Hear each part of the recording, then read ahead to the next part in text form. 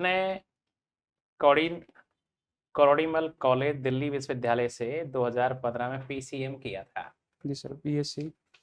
और इसके बाद में आईआईटी कानपुर से किया। जी सर। आपका इरादा इंजीनियर बनने का था क्या? नहीं सर, मैंने बीएससी किया था हाँ फिजिकल साइंसेस में। फिजिक्स केमिस्ट्री में तीनों थी उसमें। हाँ। और उसके बाद मैंने आईआईटी कानपुर से एमएससी किया था फिजिक्स में। अच्छा एक्चुअल में मेरा इरादा फिजिक्स पढ़ने का ही था लंबे टाइम तक। अच्छा बट धीरे धीरे फिर मेरा इंटरेस्ट एमएससी के दौरान ही सेवाओं की तरफ होने लगा। अच्छा तो मैंने अलग अलग सेवाओं में ट्राई किया, अच्छा। तो यहाँ तक पहुँचा हूँ सर। फिजिक्स में रुचि का कारण क्या था? सर मैं नवोदय विद्यालय में पढ़ा हूँ। हम्म। और वहाँ जो हमारे फिजिक्स के शिक्षक थे, शुरू से ही जैसे वो पीजीटी थे, लेकिन हम लोग शुरू से ही उनके साथ लैब वगैरह में जाते थे। अच्छा। तो वहाँ से धीरे धीरे इंटरेस्ट बनने लगा। हम्म इसके अलावा मैं गांव का रहने वाला हूँ। हम्म। और गांव में आसमान एकदम साफ रहता है। बिल्कुल। और उसी वजह से मेरा धीरे धीरे कॉस्मोलॉजी की तरफ भी इंटरेस्ट बढ़ने लगा। हम्म। तो इस वजह से ही फिजिक्स की तरफ इंटरेस्ट रहा। तो क्या वो जो इंटरेस्ट था वो आज भी है? बिल्कुल सर, मेरा आज भी है। जब भी हम्म कॉस्मोलॉजी में कोई नई चीज़ होती है या हम्म। मैं खुद भी बार बार इन चीज़ों को देखता रहता हूँ, हाँ तो हाँ। अभी भी इंटरेस्ट है सर वो मेरा। अच्छा अच्छा। जी सर। Very good. और उसको आगे भी रखोगे आप? जी सर, बिल्कुल।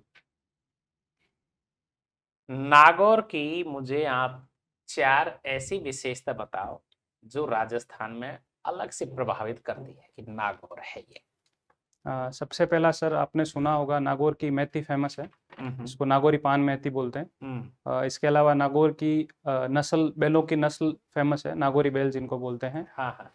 और इसके अलावा नागौर जैसे पहले मकराना नागौर में था, आजकल हम्म वो डीडवाना कुचामन में है, पर हम्म मकराना का मार्बल फेमस है। हम्म और नागौर का पहले जो नवा का नमक निकलता है सांबर झील का, वो हम्म। पूरे देश में फेमस है और सबसे अच्छा नमक वहीं से निकलता है। ये जो सावर झील का नमक है इसमें भारत में कितना प्रतिशत सप्लाई हो जाती है इससे? सर भारत का लगभग 8 से 9% वेरी यहाँ से निकलता है। गुड। इस झील की खास विशेषता बताओ कि जो और झीलों की नहीं है। झील पहले तो एक काम करिए, राजस्थान की खारे पानी की झीलों के नाम बताइए। जी सर। सांबर झील, हम्म पचपदरा, लूणकरण सर, डीडवाना झील, वेरी गुड। रेवासा है सीकर में। हाँ हाँ हाँ। और एक छोटी खाटू है नागौर में ही। और डेगाना भी है, वो भी तो नागौर में अब ही। उनको अब आना है सांभर पर। जी सर। सांभर में ऐसा क्या है जो सबसे ज्यादा प्रसिद्ध है?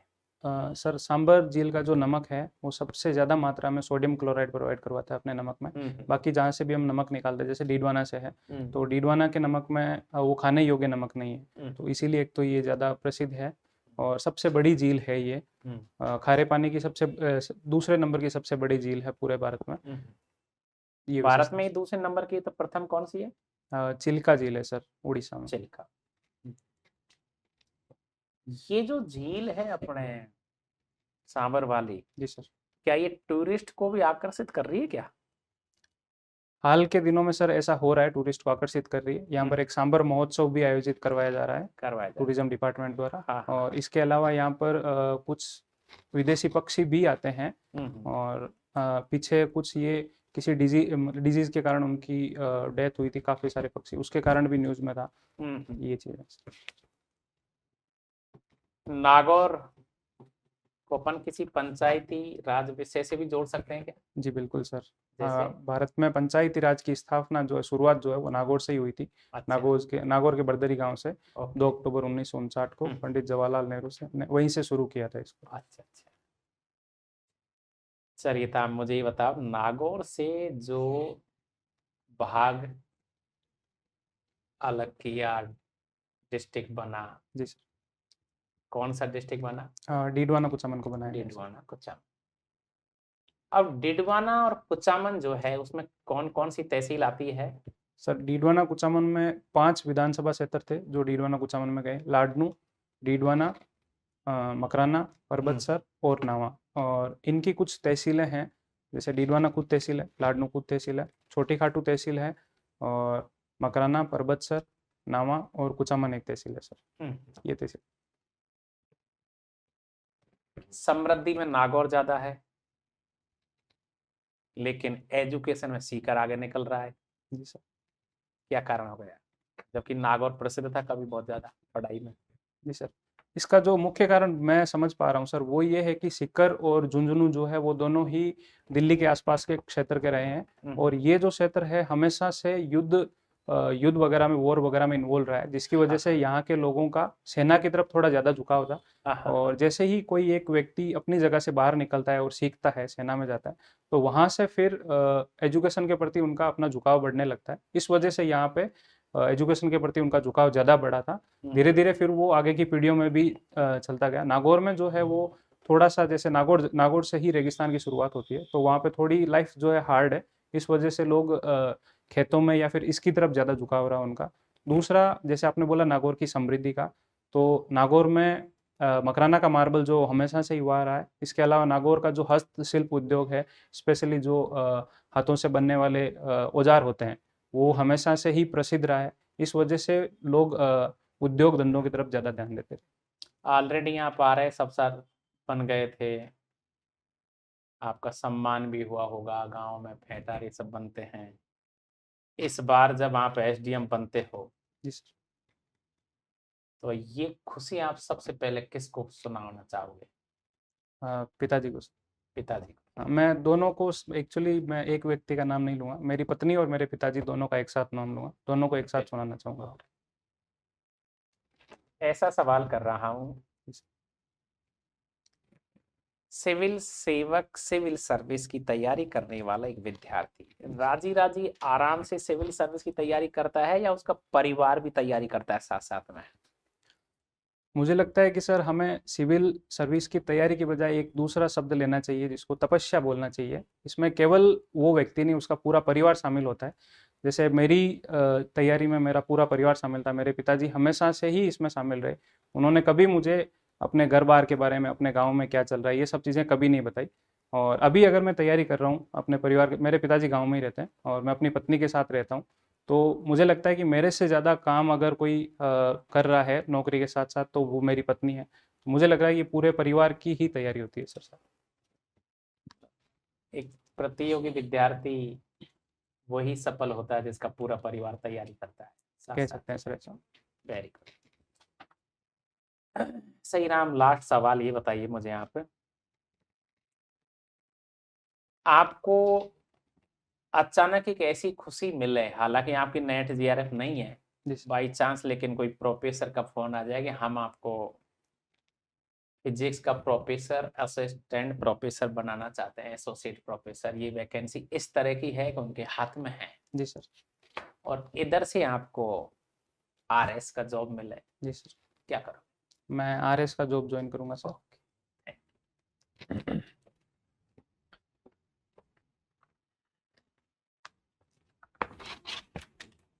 जी सर, आप उद्योग विभाग से हैं। जी।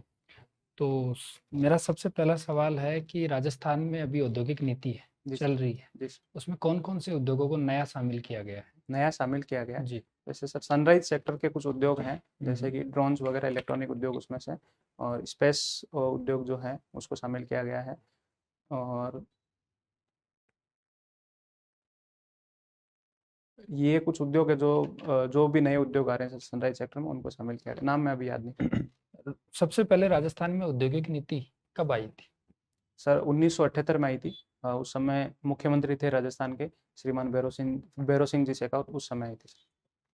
अभी नैनो टेक्नोलॉजी काफ़ी पुरानी हो चुकी है, ऐसा कह सकते हैं अपन, तो उसका वर्तमान में क्या योगदान है? जी बिल्कुल सर, नैनो टेक्नोलॉजी हम कह सकते हैं कि पुरानी हो चुकी है। नैनो टेक्नोलॉजी हम लगभग नैनोमीटर पे बात करते हैं। अगर उससे हम थोड़ा सा भी और आगे जाते हैं, बहुत थोड़ा सा आगे, तब भी हम एक नई टेक्नोलॉजी डेवलप कर सकते हैं। तो चाहे नैनो टेक्नोलॉजी कितनी भी पुरानी हो जाए, आज भी उसका उतना ही इस्तेमाल है और उसमें ज़्यादा से ज़्यादा डेवलपमेंट होता रहा है। तो इस वजह से जैसे हम जनरेशन, मोबाइल की जनरेशन जैसे बढ़ती है, वैसे ही नैनो टेक्नोलॉजी की जनरेशन बढ़ती है। ओपन सोर्स टेक्नोलॉजी क्या है? ओपन सोर्स जैसे हम कोई भी कंप्यूटर का कोई भी मान लीजिए हम सॉफ्टवेयर डेवलप करते हैं या नई टेक्नोलॉजी डेवलप करते हैं, तो ज़्यादातर लोगों के पास उसका अपना, जो भी डेवलप करता है उसका पेटेंट होता है। तो अगर किसी सॉफ्टवेयर को सबके लिए, इस सबके इस्तेमाल के लिए ओपन किया जाए तो उसको बोलते हैं ओपन सोर्स टेक्नोलॉजी। अभी जो हाल फिलहाल में सबसे ज़्यादा चर्चा में रहता है एक रील और एक फीड, जी ये सर। दोनों क्या होते हैं? सर रील है जैसे कि कोई भी आप और हम, कोई भी एक आदमी या बहुत सारे लोग मिलकर अपना एक वीडियो बनाए छोटा सा, 90 सेकंड के आसपास का, और उसको सोशल मीडिया पे डालें तो उसको रील बोलते हैं। और फीड का मतलब है कि आप सोशल मीडिया पे क्या देखते हैं पूरे दिन में, और उसी के अनुसार एल्गोरिदम आपको आपकी चॉइस के अनुसार अलग अलग चीज़ें दिखाता है, उसको बोलते हैं फीड सर। जैसे आप कोई बात कर रहे हो और वो बात आपका फ़ोन सुन रहा है, जी सर। ऐसा कौन-सा सिस्टम है उसमें कि वो बात सुन के और सारी चीज़ें उसी के अकॉर्डिंग चल रही होती हैं आपके फ़ोन में, जो भी कोई चीज़ आती है, उसके अकॉर्डिंग ही आपको वो चीज़ें दिखाता रहता है? मैं इसके लिए माफ़ी चाहूँगा सर। जहाँ तक मेरी नॉलेज है, फ़ोन हमारी बातें अपनी परमिशन के बिना नहीं सुनता है, और हमारी भी परमिशन हम तभी देते हैं जब हम मान लीजिए सिरी का इस्तेमाल कर रहे हैं या फिर कोई और गूगल असिस्टेंट का इस्तेमाल कर रहे हैं और उनको स्पेशली बोलते हैं कि ये चीज़ें आप सुनिए, तभी वो सुनता है। यही टेक्नोलॉजी बताई। उल्कापिंड क्या होते हैं? जस्ट उल्कापिंड। उल्कापिंड सर आकाश में घूमने वाले ऐसे कण बोल सकते हैं आप उनको, या फिर ऐसे पदार्थ हैं जैसे कि पृथ्वी को अगर हम लेते हैं, पृथ्वी बड़े आकार का है, उसी तरह अगर छोटे आकार का हम एक पत्थर के आकार का कुछ लेते हैं और वो आकाश में घूमते रहते हैं, अगर वो पृथ्वी की तरफ आते हैं और पृथ्वी के वातावरण में प्रवेश करते हैं तो उसको बोलते हैं उल्कापिंड। अभी मौसम विभाग के द्वारा कौन-सी टेक्नोलॉजी का उपयोग किया जा रहा है, जिसमें सभी घटनाएँ हमें बताई जा सकती हैं? सर रडार टेक्नोलॉजी का इस्तेमाल करते हैं हम। रडार के थ्रू हम ये बता सकते हैं कि कहाँ पर कितनी बारिश होगी और कितना वेदर रहेगा। अभी उद्योग विभाग में जैसे अपने राजस्थान में जी कुछ घटनाएँ हुई थी, उन घटनाओं के ऊपर आपका क्या विचार है? उद्योग विभाग में घटनाएं सर। जैसे कि नकली खाद बीज जो जी भी सर। हैं, जी सर। ये जो हो रही हैं, ये क्यों हो रही है? अगर आप जैसे अधिकारी हो, तो आप इनके ऊपर क्या एक्शन ले सकते हो? क्या नया नवाचार आ सकता है उसमें?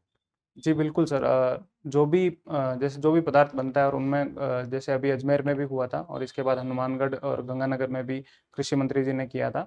तो ये एक अनफॉर्चुनेट सिचुएशन है। इसका समाधान होना बहुत ज़रूरी है। अगर मैं जिला उद्योग अधिकारी हूँ और मुझे पता चलता है कि किसी भी उद्योग में गलत तरीके से कुछ किया जा रहा है, तो मैं वहाँ जाऊँगा। सबसे पहले तो वहाँ का समाधान करने की कोशिश करूँगा। जो भी मेरा ऊपर के अधिकारी होंगे उनको मैं इन्फॉर्म करूँगा, और उस उद्योग से रिलेटेड या उस पर्टिकुलर चीज़ से रिलेटेड, जैसे कि खाद है अगर, तो वो कृषि विभाग से रिलेटेड है, उनको मैं इन्फॉर्म करूँगा, और वो कंपनी किसकी है उन मालिकों को इन्फॉर्म करके पुलिस को इन्फॉर्म करूँगा। ओके। अभी हाल-फिलहाल में भारत के लिए 2 देश हैं, एक अमेरिका और एक रूस। जी सर। इन दोनों देशों में से भारत का सबसे पसंदीदा देश और फ़ायदेमंद देश कौन-सा हो सकता है? सर इसको हम भारत 1947 के बाद की भारत की विदेश नीति से जोड़ सकते हैं या देख सकते हैं कि किस समय हमें किस देश के पास जाना चाहिए और किस देश का ज़्यादा फ़ायदा हमें मिल सकता है। जैसे आज तक हमें रूस का फ़ायदा अच्छा खासा मिलता रहा है। जब हमने परमाणु परीक्षण किया था या उससे पहले जब हमारा 1971 का युद्ध हुआ था, उसमें हमारा साथ दिया था रूस ने। उसके बाद हमारी जो डिफेंस प्रणाली है जितनी भी, उसमें ज़्यादातर पार्ट जो है, जैसे फाइटर जेट्स हैं हमारे, मिग वगैरह, वो रूस के हैं। S-400 हमने रूस से लिया है। लेकिन वर्तमान परिप्रेक्ष्य में अगर हम देखते हैं तो अमेरिका जैसे रूस जो है वो थोड़ा सा पीछे हट रहा है, और अमेरिका जो एक उभरती हुई, कहने के बजाय मेरा कहने का मतलब है एक एक अकेली धुरी बचा हुआ है। और उस इस परिप्रेक्ष्य में अगर हम देखते हैं, जैसे चीन हमारा एक बड़ा दुश्मन, या फिर कह सकते हैं कि हमारा एक अगेंस्ट रहने वाला नेशन बनने की कोशिश कर रहा है और एशिया में अपना वर्चस्व स्थापित करने की कोशिश कर रहा है, तो उसके लिए हमें अमेरिका का सहयोग की ज़रूरत है। मुझे लगता है कि दोनों ही देश हमारे लिए उतने ही महत्वपूर्ण है सर। अभी ब्रिक्स चर्चा में है। जी सर। ब्रिक्स में कितने नए देश ऐड हुए हैं? 5 नए देश ऐड हुए हैं सर। नाम? इथियोपिया, इजिप्ट, ईरान, यूएई, और जो नया ऐड हुआ वो इंडोनेशिया है। लिट्टी चोखा, जी सर। नाम सुना है? जी सर। क्या होता है? सर जैसे हम दाल बाटी होता है हमारे यहाँ पे, वैसे ही बिहार का एक खाना है जिसको लिट्टी चोखा बोलते हैं। चोखा जो होता है वो आलू का और बैंगन का भी बनता है, और लिट्टी जो है उस बाटी को ही लिट्टी बोलते हैं। आप नागौर से हैं तो नागौर में एक सबसे फेमस है तेजा गायन। जी सर। ये कब गाया जाता है और इसकी क्या प्रासंगिकता है? ये सर तेजा गायन जो है वो पुराने ज़माने में जब किसान अपने हल जोतते थे और बारिश के मौसम में गाया जाता था।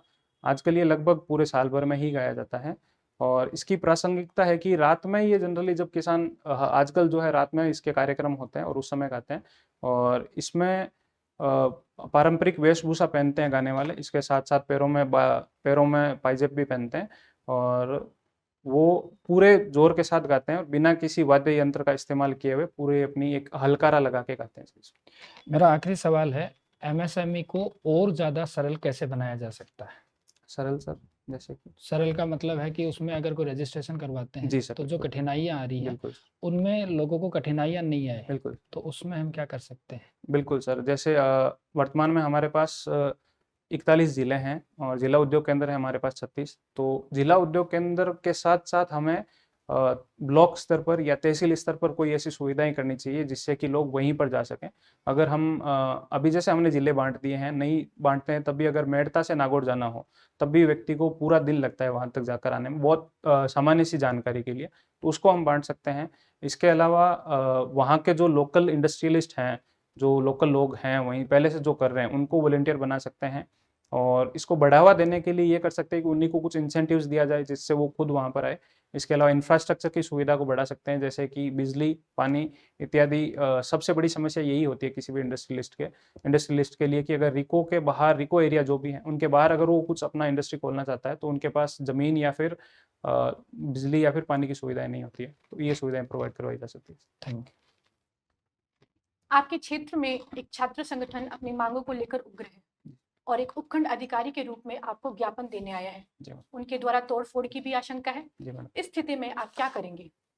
मैडम, सबसे पहले तो जो भी उनका नेतृत्व करता होगा मैं उनसे बात करूंगा। जितना पॉसिबल हो सकता है उनके जो भी नेतृत्व करता होंगे उनसे मैं अकेले में बात करूंगा। मैं उनको डिनाई नहीं करूंगा, वहाँ से भगाने की कोशिश नहीं करूंगा, और ना ही उनके साथ कुछ उग्रता से पेश आऊंगा मैं। छात्र संगठन किसी भी लोकतंत्र और किसी भी जगह के सबसे इम्पोर्टेंट संगठन होते हैं। अगर वो उग्र होते हैं तो बाकी जनता को लगता है कि कुछ गड़बड़ हो रही है, इसीलिए ये उग्र हो रहे हैं। तो उनको सामान्य तरीके से समझा के उनके साथ बात करके और उनका ज्ञापन स्वीकार किया जाना चाहिए, और उनको आश्वासन दिया जा सकता है कि आपकी बात ऊपर तक पहुंचाई जा सकती है, या जो भी उस समय मेरे पक्ष में, मेरे हाथ में होगा वो मैं उसी समय करने की कोशिश करूँ। How many Ramsar sites are currently designated in India? Total ma'am, total number नहीं मालूम है मुझे, अप्रोक्सीमेटली 85 और more than 85। Okay, it's 91. Sorry, Name ma'am. the latest one which have been added. Tamil Nadu की 4 थी मैडम, पर मुझे नाम याद नहीं। राजस्थान की? सॉरी मैम, मुझे नाम याद नहीं। Okay. What are genetically modified crops? Genetically modified crops का it means that the DNA or the genes of particular seed or a crop are modified to be more drought resistant, to be more disease resistant, and then the new crop is produced. Let me know some examples. Like BT cotton. So cotton seeds have been introduced with a bacteria I have forgotten the name of bacteria. So, and other one is mustard crops are there, and USA is using corn crops also. Which country occupies the largest land area in terms of growing of genetically modified crops? USA ma'am. Okay. आप प्रशासन में बढ़ते राजनीतिक हस्तक्षेप को किस प्रकार से एडजस्ट करेंगे? जी बिल्कुल मैडम, ये एक सबसे बड़ी समस्या जो प्रशासन के लोगों के लिए भी होती है। जितना ज़्यादा राजनीतिक हस्तक्षेप होता है उतना ही उनको पीछे हटना पड़ता है।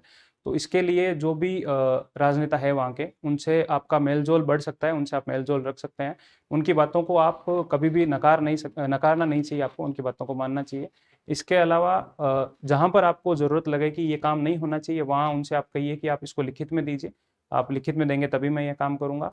आप उनसे डायरेक्ट झगड़ा नहीं कर सकते हैं किसी बात को लेकर के। जैसे कि एक बहुत ही प्राइम एग्जांपल अभी का था, चुनाव में जब एक कैंडिडेट ने एक एसडीएम को थप्पड़ मार दिया था, तो वहाँ पर जो एसडीएम की प्रतिक्रिया थी वो बहुत शानदार थी। उन्होंने बिल्कुल भी सामने से कोई प्रतिक्रिया नहीं दी। तो मैं उसी तरह से अपने आप को शांत भाव से रखूँगा। ये कुछ चीज़ें जो What are the ethical concerns related to AI and automations? related to AI, ma'am, like sir said about reel and feed, if we are using AI and if AI is analyzing our everything, whatever we are seeing in the mobile and social media, तो वहाँ से हमें ये पता, वो AI जो है वो हमारी हर एक चीज़ का इस्तेमाल कर सकता है। हमारे हमारा मूड कैसा होगा, हमारा बिहेवियर कैसा होगा, उन चीज़ों को, या फिर हम वोट कैसे करते हैं या दूसरी चीज़ों को कैसे करते हैं, उनको वो कैप्चर कर सकता है। उनको वो कह सकते हैं कि एक रास्ता, डायरेक्शन दे सकता है। इसके अलावा दूसरा जो सबसे बड़ा है कंसर्न है, वो है कि एआई जो है वो जॉब्स, लगभग लोगों की जॉब्स ले लेगा। इसके लिए आपको पर्टिकुलर एआई जो है वो सामान्य लोगों की जॉब ले लेगा, और जो लोग एआई बनाते हैं उन्हीं की बस जॉब बची रहेगी, उन्हीं की पूंजी बढ़ सकती है। और दूसरा आपने मैम एक वर्ड और यूज़ किया था, एआई एंड ऑटोमेशंस। हाँ ओके मैम, एंड ऑटोमेशन का एक वही है कि जॉब लॉस ज़्यादा होगा ma'am. These are the concerns. Is ChatGPT destroying the future of our youth? I will not say that it's destroying completely. Like before coming to this interview and in last 1 or 2 months, I have been using ChatGPT frequently, and also I have been trying to create answers from ChatGPT. So it is actually destroying something like my creativity. It is destroying. ये यहाँ पे नुकसान हो सकता है, और youth इससे हो सकता है कि पढ़ाई करने वाले बच्चे प्रोजेक्ट बनाए सारे के सारे या दूसरी चीज़ों का इस्तेमाल करें, जिससे कि उनकी क्रिएटिविटी कुछ हद तक कम हो सकती है। डिजिटल इंडिया पहल से उद्योगों को क्या-क्या लाभ हो रहे हैं? हाँ जी मैडम, सबसे पहले तो जो सर ने भी बताया था कि हमें एक सिंगल विंडो क्लियरेंस सिस्टम जो होता है वो बनाना चाहिए। वो हम डिजिटल इंडिया से ही बना सकते हैं, डिजिटल इंडिया के द्वारा बना सकते हैं, पूरा का पूरा सॉफ्टवेयर बना सकते हैं। इसके अलावा उद्योगों को एक डैशबोर्ड दिया जा सकता है कि उससे हम ये ध्यान रख सकें कितने उद्योग आए हैं, कितने आने वाले हैं और कितनों का क्लियरेंस मिला है। इसके अलावा क्या-क्या सुविधाएं मिल सकती है उनको, वो मिल सकता है। इसके अलावा उनकी मशीनें जो है, उनके सॉफ्टवेयर का इस्तेमाल या दूसरे तरीके की मशीनें हैं, उनमें इसका इस्तेमाल किया जा सकता है, जिससे उद्योग को बढ़ावा मिल सकता है। और उद्योग के साथ-साथ सर्विस सेक्टर ज़रूरी है, जहाँ पर डिजिटल इंडिया एक ऐसा साधन है जो उनको बहुत आगे बढ़ा सकता है। मेरा आखिरी सवाल आपसे, आपके जीवन का दर्शन क्या है? हाँ, एक बार फिर से क्वेश्चन दोहराइए। आपके जीवन का दर्शन क्या है? माफ़ी चाहूँगा मैं क्वेश्चन समझ नहीं पा रहा हूँ। आप अपने जीवन में किस तरीके से इसको आगे बढ़ाना चाहते हैं? किस तरीके से आप अपने जीवन को लेते हैं? क्या आप चाहते हैं कि मैं इस दुनिया में अगर रहूँ तो किस प्रकार से अपना नाम कमाऊँ? जी, बिल्कुल मैडम। जैसा कि मेरी क्वालिफ़िकेशन से आप देख सकते हैं, मैं हमेशा से आगे बढ़ने की कोशिश करता रहा हूँ। जहाँ भी मेरे को मौका मिला है, उसके लिए चाहे मुझे कुछ अपना समय गँवाना पड़े, 1 साल या 2 साल तक गँवाना पड़े, मैं उसके लिए तैयार हूँ। लेकिन मुझे लगता है कि जीवन में आगे बढ़ना ही एक मुख्य उद्देश्य होना चाहिए किसी भी इंसान का। मैंने गैप ईयर भी लिए हैं, वर्तमान में मैं नौकरी करने के साथ-साथ पढ़ाई भी करता हूँ, जिसकी वजह से मैं आगे तैयारी कर सकूँ, आगे बढ़ सकूँ। तो मेरा उद्देश्य ये है कि एक इंसान जितनी पढ़ाई कर सकता है और जितना आगे बढ़ सकता है, उसके साथ-साथ उसका पूरा समाज उसके साथ आगे बढ़ता है, उससे उसका समाज सीखता है। जैसे हम अपने महापुरुषों से सीखते हैं, जिन आगे आगे बढ़ने वाले लोगों से, वैसे मुझे लगता है कि अगर मैं भी इस तरह का कोई इम्पैक्ट डाल पाया जीवन में, तो वो बेहतर होगा। Thank you. Thank you ma'am. Sahiram, आपकी हॉबी है वॉलीबॉल, जी सर। वॉकिंग।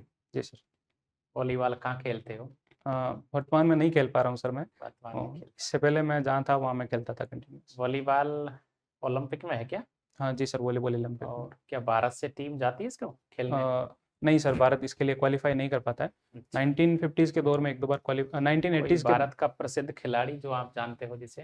हाँ सर, जॉर्ज जोसेफ थे, हम्म, जो भारत के पहले खिलाड़ी थे जिन्होंने बाहर क्लब में खेला था। इसके अलावा वर्तमान में रणजीत सिंह है, जो केरला के हैं, दिलीप सिंह है हरियाणा के। ये अच्छा। खिलाड़ी।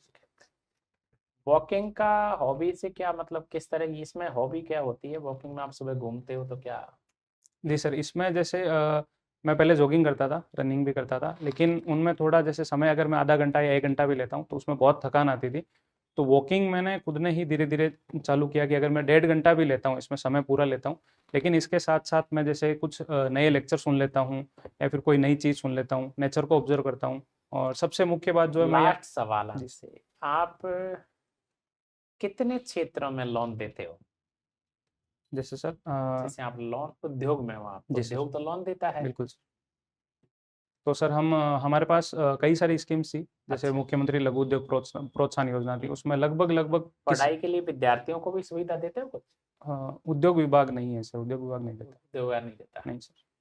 Okay, thank you very much. बहुत बहुत धन्यवाद।